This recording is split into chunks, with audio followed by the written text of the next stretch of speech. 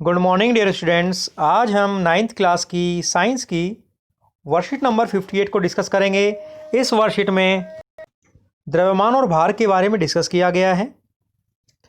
ज्ञान पूछता है, जिज्ञासा दीदी, किसी वस्तु के द्रव्यमान और भार में क्या अंतर होता है। जिज्ञासा उत्तर देती है, ज्ञान, हम जानते हैं कि किसी वस्तु का द्रव्यमान उसके जड़त्व की माप होता है। वस्तु का द्रव्यमान जितना अधिक होगा उतना जड़त्व भी अधिक होगा। किसी वस्तु का द्रव्यमान उसमें मौजूद कुल पदार्थ की मात्रा होता है, जबकि वस्तु का भार एक बल है जिससे पृथ्वी की ओर आकर्षित होती है। तो बच्चों, आपको याद रखना है द्रव्यमान के बारे में, उसमें मौजूद कुल पदार्थ की मात्रा, मतलब किसी भी वस्तु में जो पदार्थ की मात्रा है वह उसका द्रव्यमान है, जबकि भार क्या है? भार वह बल है जिससे वह पृथ्वी की ओर आकर्षित होती है। अब हम बात करते हैं वस्तु का चंद्रमा पर भार। माना एक वस्तु का द्रव्यमान m तथा उसका चंद्रमा पर भार Wm है। मान लीजिए चंद्रमा का द्रव्यमान mm और उसकी त्रिज्या rm है। गुरुत्वाकर्षण के सार्वत्रिक नियम के अनुसार Wm बराबर बनेगा g mm into small m upon rm का स्क्वायर। माना उसी वस्तु का पृथ्वी पर भार We है, मीन्स वेट ऑन अर्थ, तथा पृथ्वी का द्रव्यमान Me है, मास ऑन अर्थ, और त्रिज्या Re है। तो गुरुत्वाकर्षण के सार्वत्रिक नियम के अनुसार We बन जाएगा G into Me into small m upon Re square. दो समीकरण हमारे पास हैं। समीकरण एक को समीकरण दो से विभाजित करेंगे तो Wm upon We means weight on mass upon weight on earth हमारा बनेगा। तो ये वैल्यू आ जाएगी mm into Re square upon Me into Rm square. समीकरण 3 में से सभी मान रखेंगे तो हमें वैल्यू मिल जाएगी 0.165, जो कि अप्रोक्स 1/6 है, जिससे हमें पता चलता है चंद्रमा पर वस्तु का भार इज इक्वल टू है 1/6 इंटू पृथ्वी पर वस्तु का भार। मतलब चंद्रमा पर किसी भी वस्तु का जो भार होगा वो पृथ्वी पर जो उसका भार है उसका 1/6 गुना होगा। यदि आपका भार पृथ्वी पर 48 न्यूटन है तो चंद्रमा पर आप बहुत हल्के होंगे, अतः आपका भार घटकर 8 न्यूटन होगा।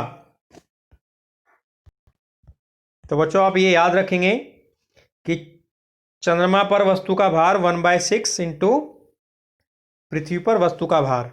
जैसे कि हमने देखा, अगर पृथ्वी पर 48 न्यूटन है तो चंद्रमा पर रह जाएगा 8 न्यूटन, 1/6 हो जाएगा।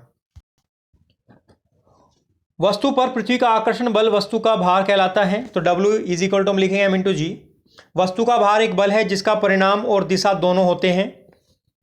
तो भार में परिणाम भी है, दिशा भी है।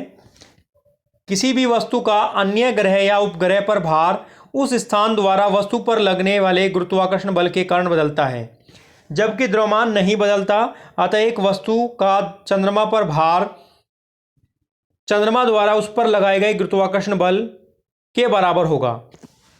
चंद्रमा का द्रव्यमान पृथ्वी से कम है, इसलिए चंद्रमा वस्तु पर कम गुरुत्वाकर्षण बल लगाएगा और वस्तु का भार भी कम होगा।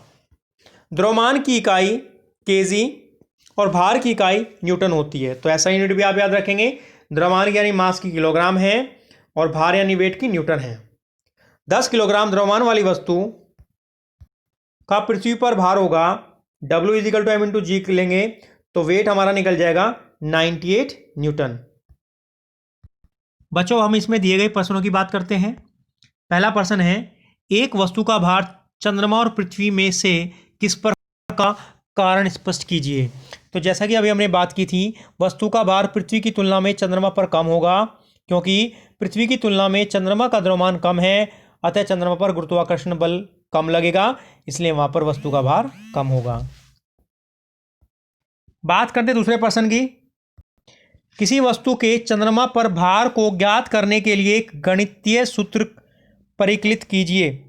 तो अभी हमने देखा है चंद्रमा पर वस्तु का भार बराबर होगा 1/6 गुना में पृथ्वी पर वस्तु का भार। तो आप ये लिख देंगे।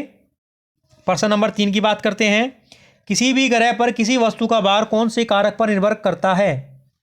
तो बच्चों, इसका उत्तर हो जाएगा किसी भी ग्रह पर वस्तु का द्रव्यमान स्थिर रहता है, अतः वस्तु का भार W बराबर mg उस ग्रह पर गुरुत्वाकर्षण बल के बराबर होगा, उस ग्रह का गुरुत्वीय त्वरण पर निर्भर करता है।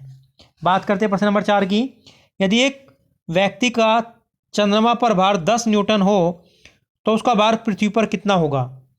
तो व्यक्ति का चंद्रमा पर भार 10 न्यूटन है, तो हमें पता है चंद्रमा पर व्यक्ति का भार बराबर 1/6 गुना में पृथ्वी पर व्यक्ति का भार, यानी 10 न्यूटन बराबर 1/6 गुना में पृथ्वी पर व्यक्ति का भार, यानी यहाँ से पृथ्वी पर व्यक्ति का भार आ जाएगा 60 न्यूटन। तो व्यक्ति का पृथ्वी पर भार होगा 60 न्यूटन। तो स्टूडेंट्स ये वर्कशीट नंबर 58 थी। आप इसको बड़े ध्यान से पढ़ेंगे तथा प्रश्नों को अच्छे से करेंगे। मिलते हैं अगली वर्कशीट के साथ।